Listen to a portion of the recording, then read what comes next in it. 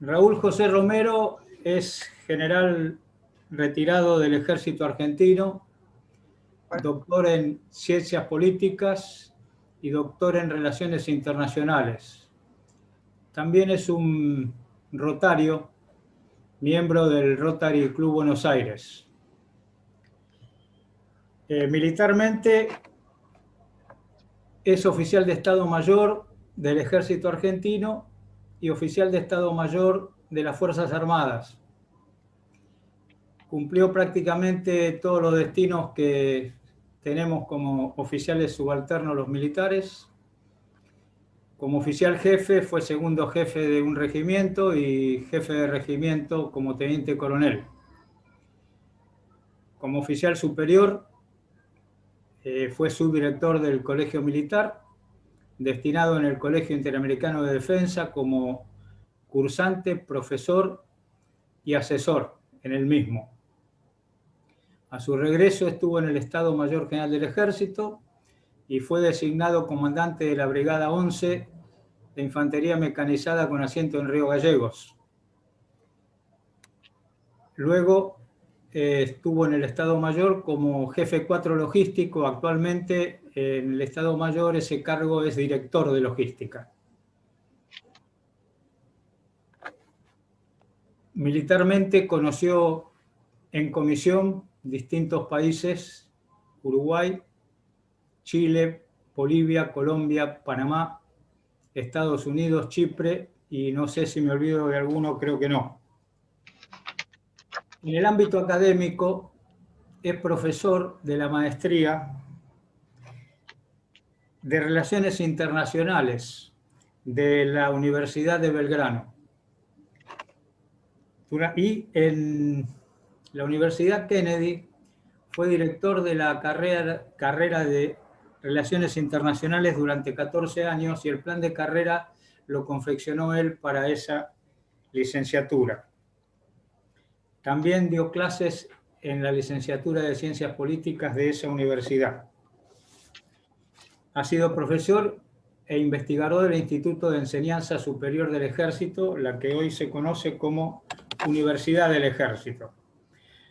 Participó en varios congresos nacionales e internacionales, ha escrito diversos artículos y el libro, cuyo título es Fuerzas Armadas, la alternativa de la derecha para el acceso al poder, 1930 a 1976. Es miembro del número del Observatorio de la Comunicación Social, miembro fundador y directivo del Instituto de Investigaciones Históricas Julio Arroca, presidente de la Comisión Permanente de Homenaje al Teniente General Julio Arroca. Ha recibido diferentes distinciones y condecoraciones en el país y en el exterior. Pero más allá de todo esto, lo más importante es que es un amigo personal con quien hemos compartido actividades profesionales y familiares. Te escuchamos, Raúl. Bueno, muchas gracias por tan cálida bienvenida al presidente. Muchas gracias por la invitación. A todos los amigos, veo muchos y otros que se van a estar en vacaciones: Enrique Rossetti, Carlos Matalón, no es así, Quique Basso, Quiroga, Sevilla, no lo he visto, a Víctor Pérez, a Menéndez, no es así, que hace tiempo hemos hablado por teléfono, pero no lo veo. Y en fin, también quiero mencionar a muchos amigos del Rotary Buenos Aires y a Gonzalo Roca, descendiente directo del prócer, a quien hoy vamos a recordar. Gracias a Oscar o Cacho, como le decimos los amigos, es un hermano prácticamente para mí, y la elección del día ha sido muy acertada. Primero porque el día 15 se cumplieron 122 años del abrazo entre Roca y Errázuriz en el Estrecho, que no fue un abrazo, fue un apretón de manos. También el día 15 del pasado, hace 3 días, fue el nacimiento de Sarmiento, y ustedes recordarán que no hubo ningún acto oficial para ello. Sí, nosotros participamos en los actos que hacen las 3 instituciones que lo nuclean. Y paradójicamente, hace un mes y algo, se desmonumentó a Roca de la ciudad de Río Gallegos. En el monumento que guardaba su memoria, ya que por él ese territorio existe y esa ciudad fue fundada durante su presidencia en 1883. Eso forma parte de la batalla cultural y de un movimiento de monumental a Roca que no tenemos tiempo de explicarlo ahora, pero a lo mejor en las preguntas sale algo así. En algunos grupos preguntan qué pasa que Roca fue una persona excepcional. Bueno, hemos articulado la charla para ver por qué Roca hizo todo lo que hizo, habiendo tenido antecesores y predecesores de niveles de excelencia similares a lo de él. Roca es el constructor de la Argentina moderna. De eso vamos a hacer como una tesis. ¿Sería Roca el constructor de la Argentina moderna? Vamos a contrastar la hipótesis y concluiremos con la tesis demostrando la hipótesis. Ortega Gasset, un hombre muy, mencionado por los argentinos, decía que en el pivote de la historia están las generaciones. En el pivote de nuestra historia están la generación del 37 y la del 80. Roca es poco conocido por el público en general. En realidad hay una leyenda negra sobre Roca. Esta leyenda negra, no es así, si después salen algunas preguntas, la completaremos un poco más, hace a que se trate de borrar de la memoria colectiva de Roca. Veremos cuando toquemos la acción de Bayer por qué es esto. Y se trata también de borrarlo de la memoria pública. Tanto así es que han desaparecido los billetes de 100 pesos donde estaba la efigie de Roca. Bueno, no solo la efigie de Roca ha desaparecido, pero forman parte de ese grupo de próceres que se trata de alguna manera borrar de la memoria colectiva. Algo que es muy importante y una prueba de esta campaña que se está desarrollando desde hace un tiempo es que en los manuales escolares que el Estado financia, en parte con las editoriales y totalmente cuando son provinciales o nacionales, hay escasas líneas para Roca. Por ahí dice que fue presidente de la Nación o alguna desfavorable a la campaña de desierto. Roca fue primero ministro de Guerra y Marina. Y luego fue 2 veces presidente de la Nación. Es el argentino que más tiempo ocupó la presidencia, separado por 2 presidencias sucesivas. Si estos días ha fallecido Menem fue 10 años presidente, Roca fue 12 años con la vieja Constitución. También fue ministro del Interior. Fue 3 veces senador de la República, 1 por Tucumán y 2 por la capital federal. Fue ministro de Interior con Pellegrini. Fue presidente provisional del Senado durante todos los años en que fue senador. Y en la presidencia de Uriburu ejerció el Poder Ejecutivo. Finalmente, en el año 1812, el presidente de ese momento lo designa embajador y plenipotenciario en Brasil para la solución de algunos problemas que tenía Argentina. Bueno, esa figura con esa trayectoria política no tiene un día ni una fecha que lo recuerde. Decían algunos historiadores que si hubiera sido norteamericano tendría su cara esculpida en el monte Rushmore. Estoy totalmente de acuerdo. De la rica personalidad de Roca sobresalen 3 aspectos: el militar, el político y el de estadista y estratega. Hoy fundamentalmente vamos a tratar los 2 últimos perfiles, ya que ahí es como político cuando él construye la Argentina moderna. Debemos reconocer también que las 2 veces que accede a la presidencia de la Nación, Roca accede por su condición de militar. Ya lo veremos cuando toquemos las 2 presidencias. Sin temor a exagerar, podemos decir que Roca fue militar desde el principio hasta su final. Vamos a ver también, ahora cuando explicamos dónde nació y por qué. Y siendo militar, no fue militarista. Como político fue un hombre de concertación y de acuerdos. Y siendo un gran guerrero nato, siempre apostó por la paz. Un hombre grande, un hombre muy importante para... Dijimos que íbamos a organizar la exposición de una manera, con alguna metodología para ver aquí el hombre y sus circunstancias. Ya dijimos cuál era el pivote de las generaciones argentinas, y ahora cuál es el hombre de circunstancias. Porque muchas veces las circunstancias se dan, pero falta el hombre, y otras veces tenemos el hombre y falta las circunstancias. En este caso, convergieron, como dice Ortega, el hombre y las circunstancias. Para ello vamos a hacer un breve raconto de cuándo vivió Roca. Roca vivió entre 1843 y 1914 en lo que se denomina el siglo XIX. En un mundo eurocéntrico, signado por el equilibrio de poder, Roca fue un maestro en el equilibrio de poder aquí en la región. Aparecen dos nuevas potencias extracontinentales, Japón y Estados Unidos, con las cuales la Argentina tendrá especiales relaciones, especialmente en el gobierno del prócer que hoy estamos conmemorando, y ese orden europeo empieza a opacarse en 1878, cuando se reunifica Alemania y comienza a pergeñarse un orden de Berlín. Todo hace un colapso en el año 1914 con la Primera Guerra Mundial, que fue precisamente el año de la muerte de Roca. Aparecen también los nacionalismos y la industrialización, esta última marcando una nueva etapa en la economía. Las discusiones de la época, o sea, en qué mundo tenía que insertar Roca al país, porque recordemos que en el año 1880 que él asumió la presidencia, esto era un gran desierto y el país era la mitad de lo que es ahora. Ese gran desierto, digamos, signado por las guerras civiles que finalizarían ese año, es lo que recibe Roca como presidente. Y en el mundo se discutía el Estado-Nación, cuáles eran sus principios, sus límites, cuáles eran los derechos de sus ciudadanos.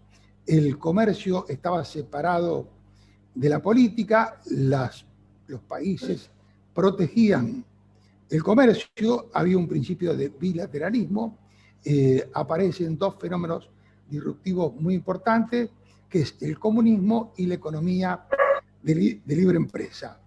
Y también aparece una incipiente democratización en tres aspectos fundamentales: democratización en los servicios militares, democratización en la educación y democratización para elegir o para votar. En los tres hechos fundamentales del siglo XIX, Roca dicta las leyes. La última, el Senado no le hace lugar, pero poco tiempo después Juárez Celman lo va a lograr. Digamos, en lo militar, que también es muy importante, aparece un nuevo modelo militar, que es el modelo prusiano, que se prueba en la guerra franco-prusiana, obteniendo una victoria muy rápido sobre el ejército francés, los prusianos. Ese modelo es el que está vigente en la época. Así como a título anecdótico, cuando los prusianos son batidos en Jena por Napoleón, ven que eso no funciona, entonces evidentemente conforman una comisión de mariscales y generales, todos nombres muy difíciles de recordar, pero había un teniente primero, Clausewitz, que sería el escribiente por la jerarquía en esa época. Y ahí se determina el modelo clásico que existe hasta ahora.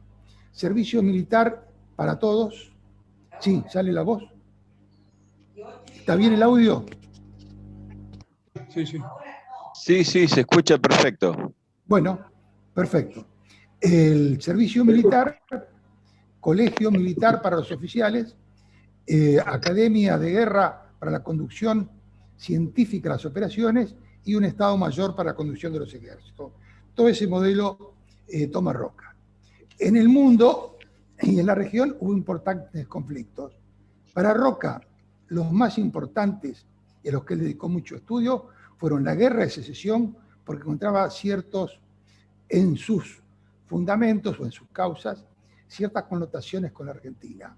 Y la Guerra de la Triple Alianza, donde y la Guerra franco-prusiana, especialmente la Batalla de Sedan. Eso a nivel global, dentro de las que a él le interesaban, por supuesto. A nivel regional le interesó fundamentalmente la Guerra de la Triple Alianza, donde él combatió en forma brillante. Y también le interesaba la Guerra del Pacífico, Chile, Bolivia, Perú, porque a él le tocó actuar como presidente ahí.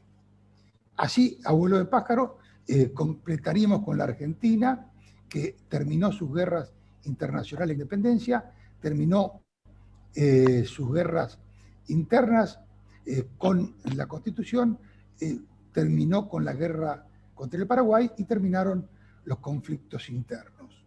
Prácticamente esas son las circunstancias o el mundo con el que le tocó lidiar a nuestro prócer. Ahora que hemos visto cuáles eran las circunstancias, vamos a ver al hombre. Y vamos a comenzar con su familia. Bueno, Roca nació en Tucumán, en una familia con una madre de un tradicional o de una familia patricia de Tucumán. Su padre era un coronel de una gran cultura, fue el único militar que combatió en todas las guerras de la independencia. Y fallece junto con 2 de sus hijos en la guerra contra el Paraguay. Figura poco conocida, don Segundo Roca, que es uno de los tantos próceres que están olvidados. Dijimos, su mamá de la sociedad de Tucumán, su padre un militar probo, tuvo 7 hermanos, 6 varones, una hija mujer y 2 muertos. Fue bautizado como Alejo Julio Argentino, según su mamá, Julio por el mes de nacimiento y porque era el mes de la patria, y ellos tenían grandes esperanzas, perdón, en el mes de la patria y de su cumpleaños, lógicamente, y Argentino porque tenían grandes esperanzas sobre el desempeño futuro de ese hijo. Sintetizamos con esto la familia, dado el tiempo que tenemos. Vamos a ver su educación, porque es fundamental para ver por qué este hombre, qué bases tiene para hacer todo lo que hizo. Bueno, su educación, él de joven concurre a un colegio franciscano de Tucumán y luego ingresa por recomendación al mejor de los 3 colegios que había en la época, al Colegio de Concepción del Uruguay, fundado por Urquiza para que se formaran las clases dirigentes para el país. Era dirigido por el famoso maestro Larroque, un hombre de una gran trayectoria, inclusive hasta cierta nobleza en sus ancestros, que dirige el colegio en época de Roca. Larroque es un educador tan importante que Sarmiento es uno de los oradores cuando Larroque fallece. Este colegio tenía una sección militar que suplía la ausencia del colegio militar. La educación militar, pero fundamentalmente la humanística a los cadetes que ingresaban o los alumnos que ingresaban en la sección militar. Esa sección militar, que en ese momento estaba, por ejemplo, como maestro del general Victorica, Roca se destaca nítidamente como una persona muy inteligente y vivaz y sobresale en las materias gramáticas, como se llama en aquella época, aritmética, latín y historia antigua. El conocimiento del latín le permitió leer los clásicos en sus lenguas originales. Y Roca era un gran lector, según marcan sus profesores en la época, de clásicos, El Quijote, Vidas paralelas de Plutarco, no es así, la memoria de Canena, en fin, sería largo de enumerar. Posteriormente sigue leyendo mucho durante su vida, y aparte de los temas militares, leyó mucho a los novelistas franceses y norteamericanos. Él se caracterizaba por ser un gran escritor de cartas. Él llegaba a escribir hasta 30 cartas por día y todos sus textos e instrucciones a sus ministros iban escritas de puño y letra por él.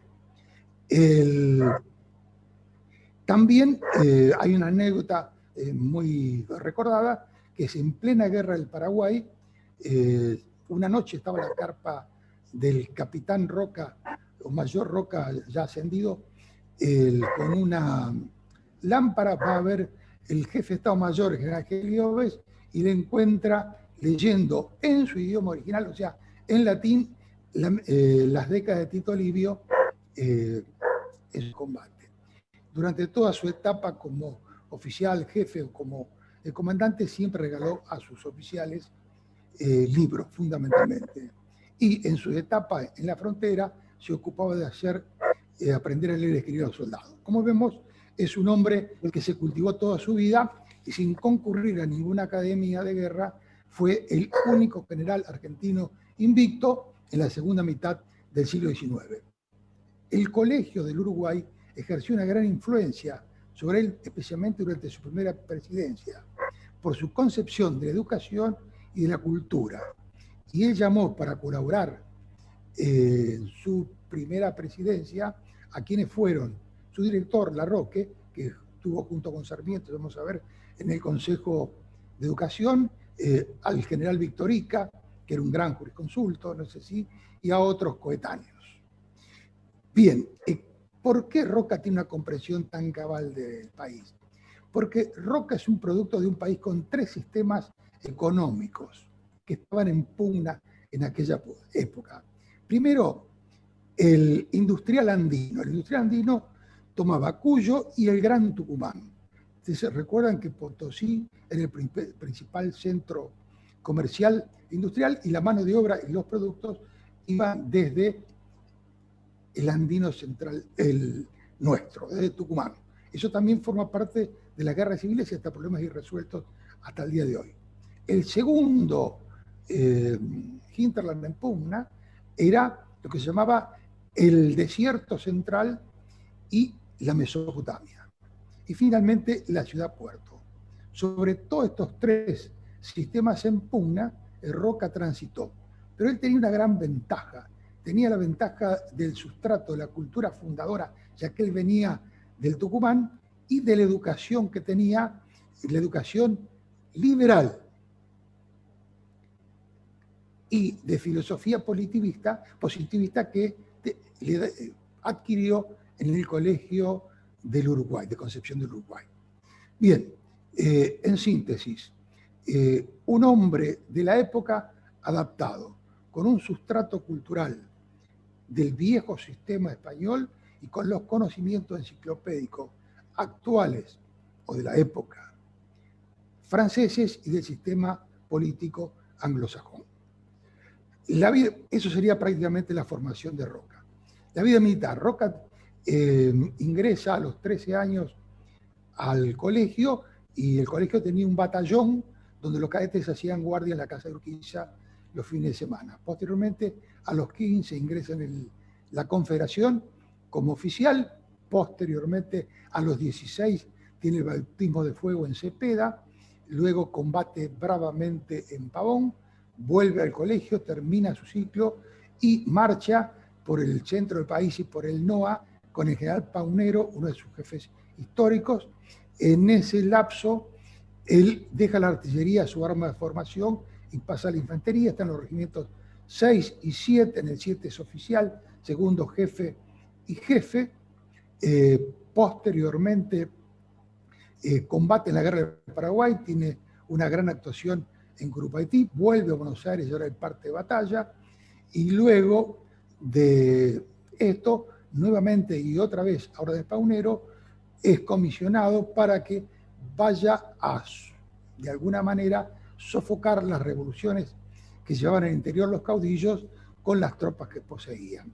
Por eso es genial en la batalla Ñembe, donde recibe su grado de coronel. Todos los grados de Roca fueron obtenidos en el campo de batalla, y luego, como coronel, hace una demostración de estrategia y de táctica magistral en la batalla de Santa Rosa, donde vence a su viejo jefe, general Arredondo, mientras por la línea del telégrafo el presidente Sarmiento ordenaba que se lo fusilara y Roca pergeña una fuga para el general Arredondo.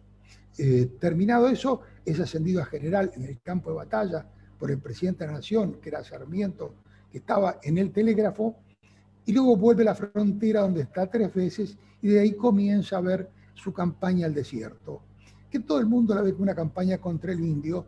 El indio era una parte, pero una campaña con una visión geopolítica muy, muy definida, que la vamos a pasar ahora.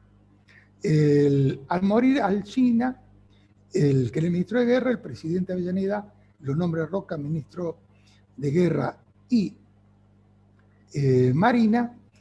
Ahí él defiende su proyecto para la campaña al desierto y posteriormente marcha, regresa, renuncia y se prepara para las elecciones. Y digamos, esa sería la parte activa y continuada de la vida militar de Roca, porque él tuvo 35 años de servicios en guarnición y 15 en campaña. Luego él va a estar en la lista de oficiales en activo hasta el año 1908 y entre los dos periodos va a cumplir funciones como general del primer cuerpo y en la Revolución del 93 en la zona del litoral reprimiendo los sublevados. Voy rápido porque es corto el tiempo para tantas cosas, porque si no, no podemos entenderlo bien a nuestro prócer. Bien, durante esa campaña nuestro prócer conoció a su país y a su gente. Vio la débil o lábil frontera que había entre lo político y lo militar. Y también demostró una gran habilidad para solucionar problemas políticos que surgían en el interior entre las facciones en pugna. Por otra parte, fue un gran innovador, es el que llevaba los tendidos telegráficos, conformaba sus puestos de comando, al mejor estilo que se hacía en la Guerra de Secesión. Fue el primer autor de un transporte ferroviario de tropas. Se especializaba también en la calidad para instruir a sus unidades. En el Regimiento 7, que tiene continuidad histórica, hay un manual de instrucción de infantería que también es obra de Roca. Bien, esto sería prácticamente la vida militar de Roca, que la completaríamos diciendo que una vez que vuelve la campaña de desierto, con un gran prestigio, es seleccionado para ser presidente de la Nación, pero previo a ello hay una revuelta de Tejedor. Tejedor, el que era el gobernador de Buenos Aires, al que dicen que la maldición de Tejedor es la que hace que ningún gobernador de Buenos Aires sea presidente, que para tener una idea de las magnitudes, con todo lo que se dice de Roca, cuando se hace la campaña al desierto por parte de Rosas, Rosas tiene más de 3.000, casi 4.000 indios muertos. Una legislatura genuflexa sube a 30 y pico de mil, no era cierto, en realidad eran 3.000 y pico de... En la campaña de Roca hay 1.250 muertos registrados por las fuerzas de Roca y los salesianos que lo acompañaban registran solo 880. Entonces, la gran masacre es todo, digamos, una creación de estos movimientos que han surgido en los últimos tiempos.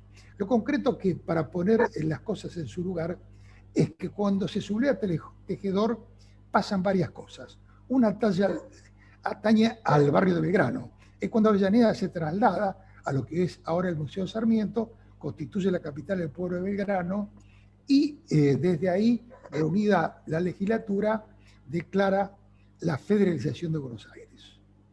Eso se hace en septiembre, el 20, prácticamente 22 días antes que Roca asumiera la presidencia.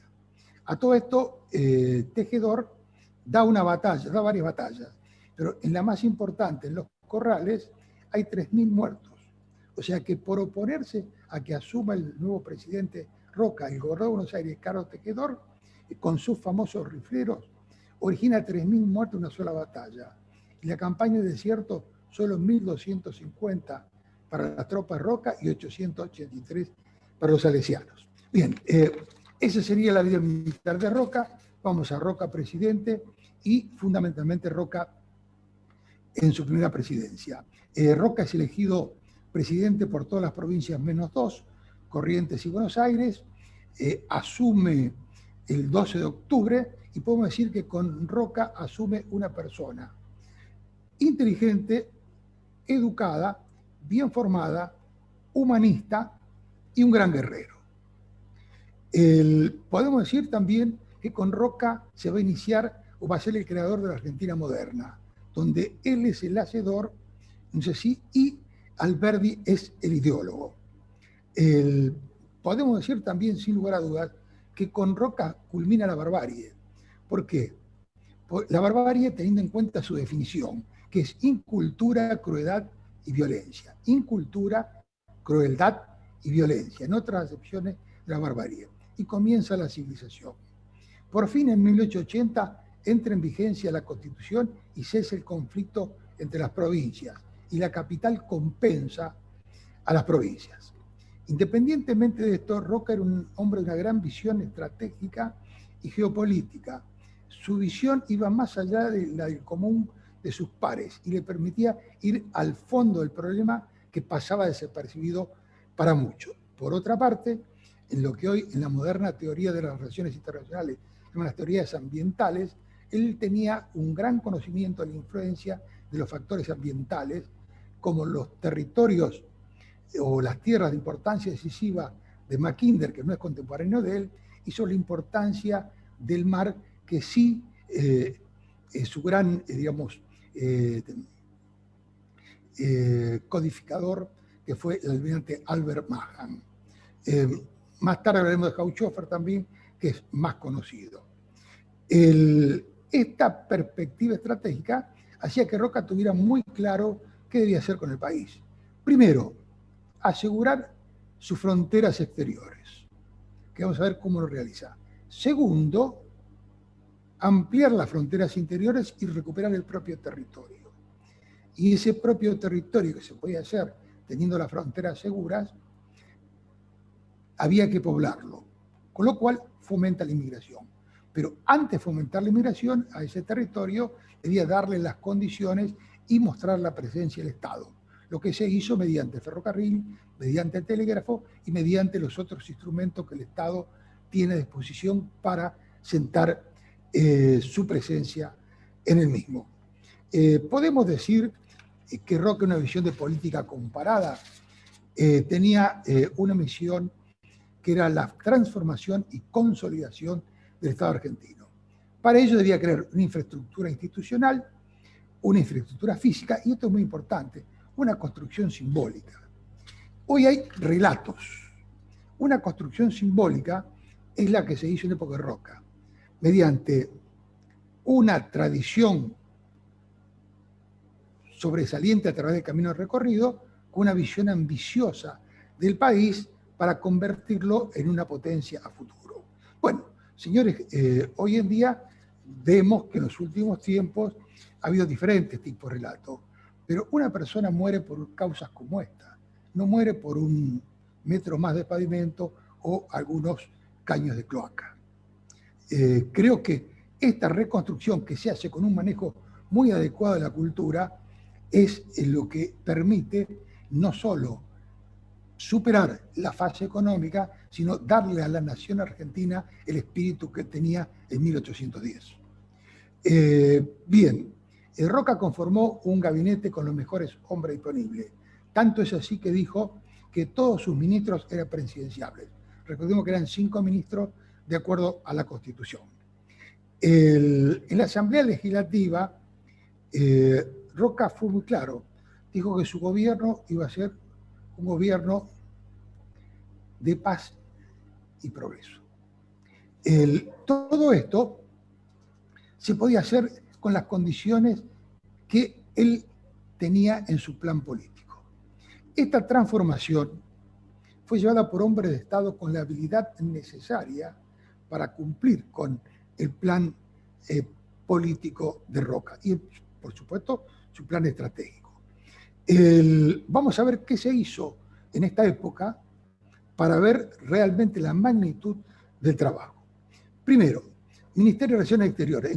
En los países serios, los ministerios más importantes son Relaciones Exteriores y Defensa. Detrás viene Economía y el resto. Bien, Roca tenía muy claro Relaciones Exteriores. Él sabía que una diplomacia sin armas era como hacer música sin instrumentos, como decía Federico el Grande. Y él sabía muy bien que la diplomacia, no sé si, o que la fuerza es el filo de la diplomacia. Él tenía un gran concepto de lo que ahora está de alguna manera teorizada sobre cuáles eran las condicionantes y las constantes de la política exterior argentina. Eso hizo que nombrara rápidamente a un distinguido equipo en la Cancillería, cuyo jefe era Irigoyen, no es así, Bernardo Irigoyen. Ahí estaba Roque Sáez Peña, había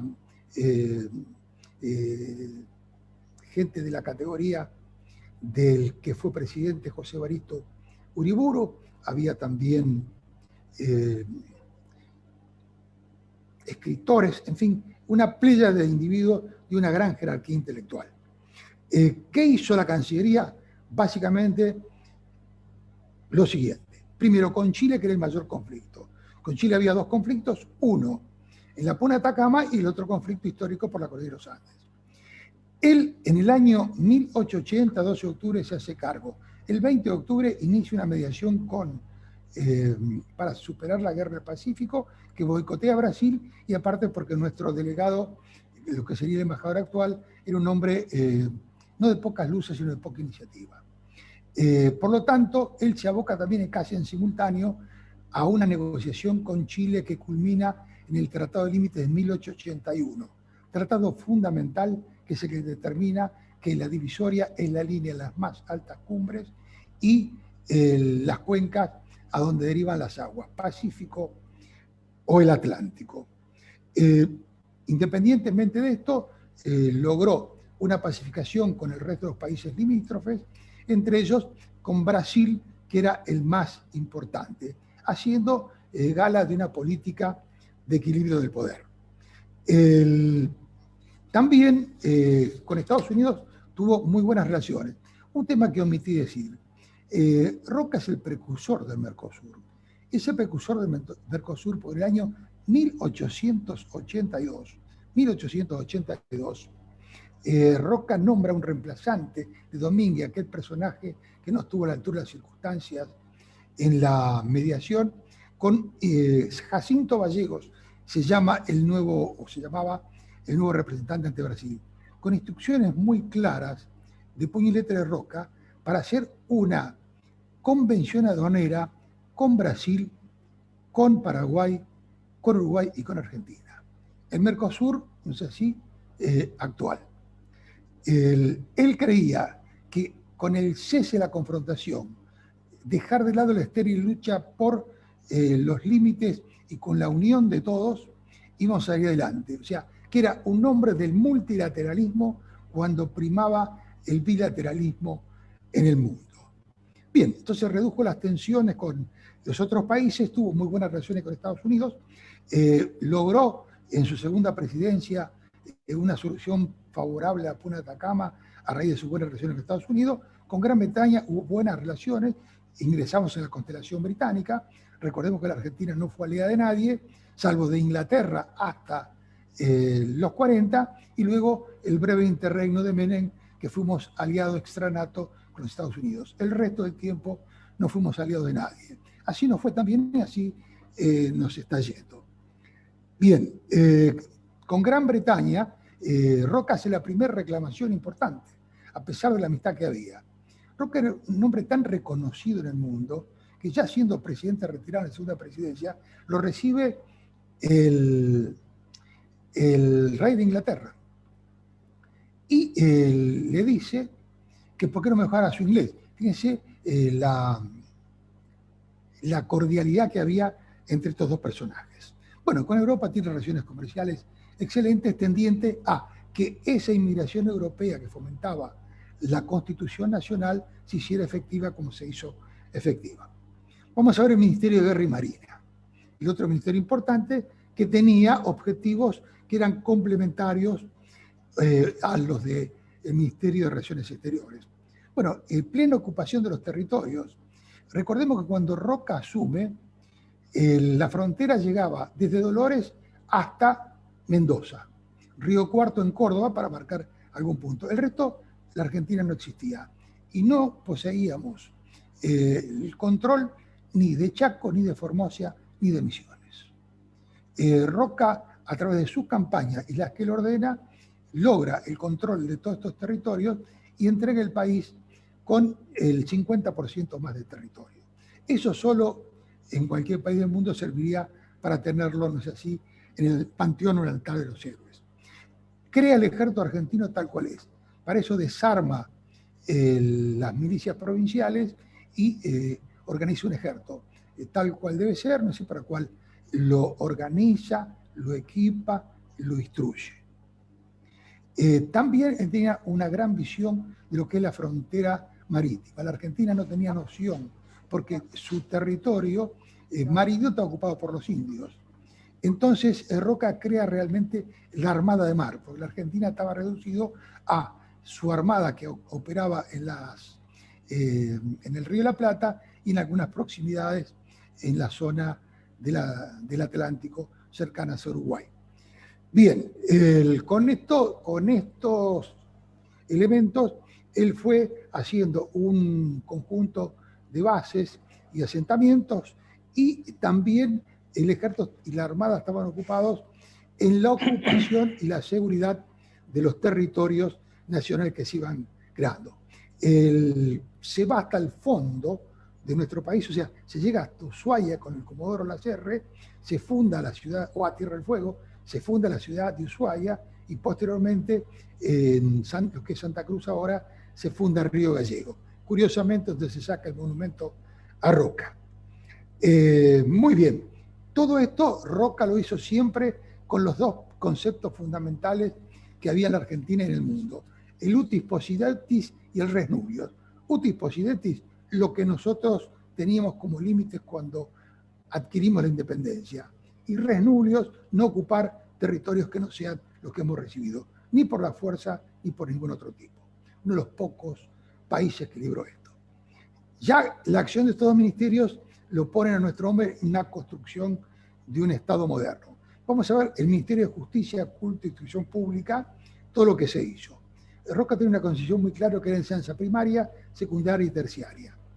Se hace algo que hoy en día sería imposible repetir.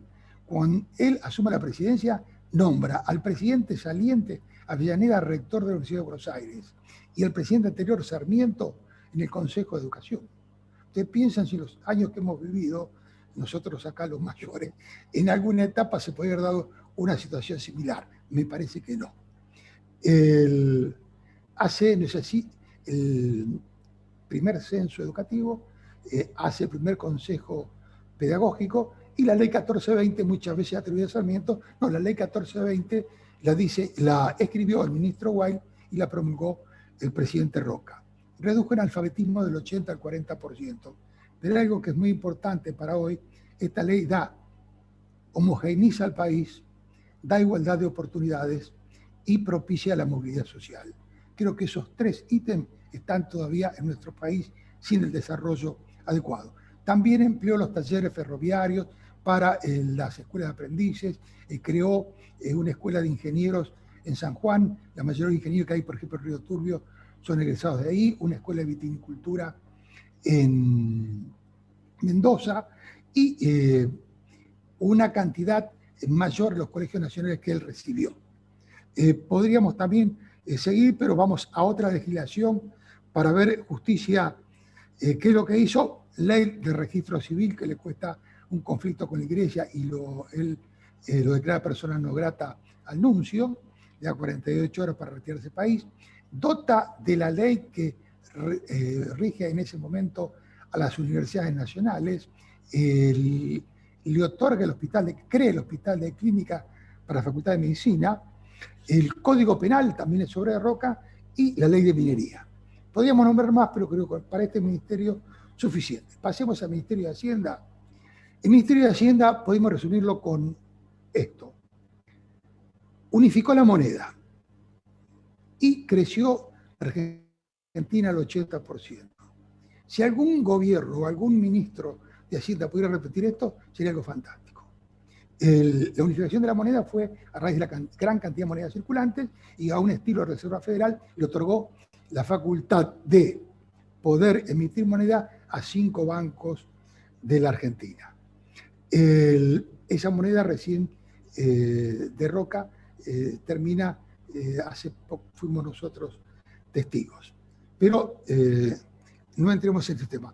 Ferrocarriles, llegamos a los 6.500 kilómetros, en algunos lugares dice, sí, pero iba al puerto de Rosario, sí, por supuesto, y Buenos Aires. Era la salida a lugares. Argentina tenía un modelo agroexportador que crea Roca y que hasta el momento no ha sido superado. La revolución industrial no llegó a la Argentina. Las 4 revoluciones industriales no las hemos tenido todavía.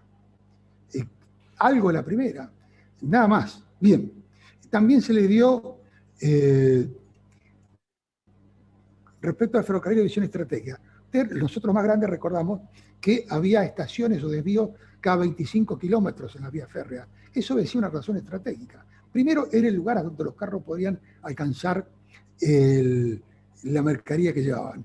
Y segundo, porque cada 25 kilómetros el Estado se hacía presente con el ferrocarril, con el telégrafo, con la oficina de correo, y había un control estrecho y directo sobre los propios territorios. Bueno, creo que con el 80% de crecimiento y con haber unificado y creado la moneda, el resto hasta casi parece baladí siendo tan importante. El Ministerio del Interior tuvo que lidiar con la federalización de Buenos Aires. La ciudad de La Plata se creó en 1882. Dardo Rocha se lleva los laureles, no fue Roca el que indicó su constitución. Roca no se lleva bien con Rocha, tanto así que Roca no concurre a la inauguración de La Plata. También Roca hace hacer con La Plata el puerto de Ensenada, para diversificar los puertos de salida al país, como hizo también Puerto Belgrano. Así que esas historias que se tejen están sin algún fundamento científico. Y el Ministerio del Interior también, aparte de eso, tuvo otro tema muy importante, que es nombrar un intendente para Buenos Aires, Torcuato de Alvear, que es el que modifica Buenos Aires, sale la Recoba Vieja, se hace la Avenida de Mayo, hay una arquitectura de la época, si algún arquitecto acá lo sabe mucho mejor que yo, aparece la arquitectura sanitarista, donde se dotan a las ciudades de los elementos necesarios para que haya una mayor salubridad, y también hay un estilo propio de la época. Bien, sobre el rock y la cultura lo dejamos para otra vez, y vamos, digamos, con esta presidencia fundacional, porque la otra fue reformista, si Roca es el constructor o no de la Argentina moderna. Aquí yo hice una pequeña síntesis sobre algunos autores o sobre líneas de pensamiento político.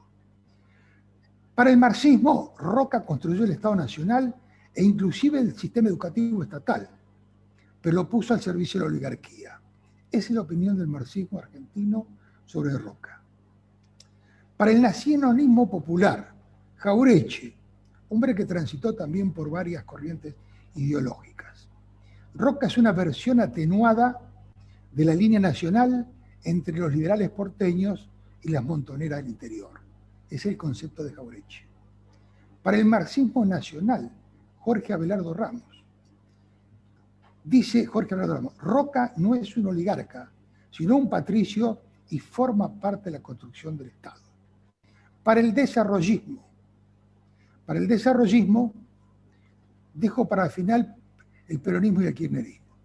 Para el desarrollismo hay un escrito del que fue embajador Florit, que escribió el roquismo, donde él justifica, su corriente política justifica que Roca es el constructor de la nación argentina. Y dejó para el final el peronismo. Dirá, ¿peronismo de quién? Bueno, vamos al peronismo de Perón, del fundador. La sola denominación de los ferrocarriles por parte de Perón: San Martín, Belgrano, Urquiza, Mitre, Sarmiento, Saltea, Avellaneda, Roca. Creo que con esto Perón deja sin recursos discursivos a quien lo pueden tildar al peronismo de no roquista. En cuanto al kirchnerismo, bueno, el kirchnerismo toma la peor versión, que es la versión anarquista de Osvaldo Bayer. Para un anarquista, nada que se construye es algo positivo, y menos si se construye un Estado nacional. Por otra parte, las versiones y los escritos de Bayer son tan disparatados que dicen que Roca hizo el ensayo de lo que después fue el proceso de organización nacional. Realmente sería un vidente extraordinario que puede predecir eso. Y otra de las cosas que dice, por ejemplo, Bayer, es que con Roca vuelve la esclavitud.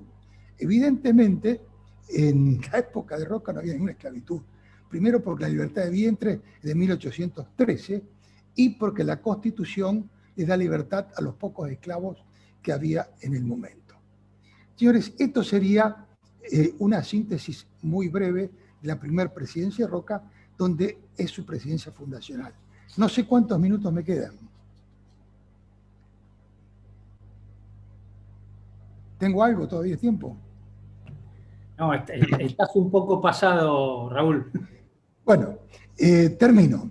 Señores, la segunda presidencia es menos conocida, fue una presidencia reformista, le toca en un tipo muy difícil, 1898-2004. Él hace varias reformas.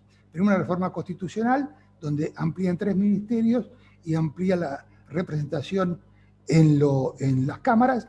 Luego una reforma en política exterior, firma los pactos de Mayo, una reforma en educación fundamental. Él dice que hay muchos latines y pocos brazos para trabajar, dice que hay muchos abogados y muy pocos ingenieros, y que el secundario tendría que tener una inserción laboral.